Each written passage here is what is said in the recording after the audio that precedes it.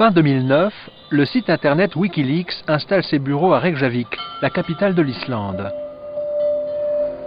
L'Islande, c'est un peu le paradis des internautes. Le pays a un excellent réseau internet et la censure y est interdite par la Constitution.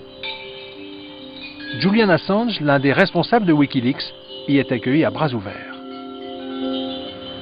Dans les semaines qui suivent, il reçoit une première série de télégrammes diplomatiques américains, des documents ultra confidentiels.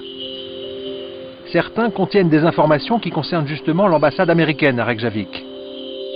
Brigitta Jonsdottir est une députée islandaise qui travaille à l'époque avec Wikileaks. Un jour, elle reçoit une invitation pour un cocktail à l'ambassade américaine. En général, dans ces cocktails, on s'ennuie à mourir. Je n'y vais que si j'ai vraiment une bonne raison. Mais cette fois-là, je me suis dit qu'il y aurait un truc qui pourrait être marrant. Moi, j'aime bien faire des blagues. Et je me suis dit que ce serait marrant d'aller à l'ambassade des États-Unis avec quelqu'un de Wikileaks. Elle invite donc Julian Assange, mais le jour dit, elle n'arrive pas à le joindre. La députée décide donc de rester chez elle, mais Assange, lui, se rend au cocktail.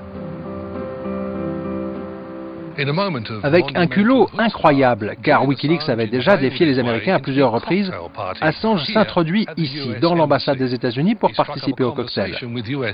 Sur place, il engage même une conversation avec un diplomate américain, Sam Watson. Quelques semaines plus tard, Assange publiera des télégrammes confidentiels rédigés par ce même diplomate. Sam Watson n'est responsable d'aucune fuite, bien sûr, ni personne d'autre au sein du personnel de l'ambassade. Mais une vaste enquête interne est quand même lancée. Je crois que plein de gens ont pensé qu'Assange avait mystérieusement aspiré toutes les données secrètes de l'ambassade, avec je ne sais quel gadget d'espionnage. En fait, une fois que les télégrammes diplomatiques avaient fuité, c'était peut-être mieux de laisser penser qu'ils étaient sortis de l'ambassade de Reykjavik, c'est ça? Bien sûr. C'était une façon de mettre les services secrets américains sur les dents? Oui. Il fallait bien qu'ils justifient leur salaire. C'est donc la première grosse humiliation infligée par Wikileaks à la première superpuissance mondiale. Mais ce n'est rien comparé à ce qui va suivre. En avril 2010, Wikileaks met en ligne cette vidéo.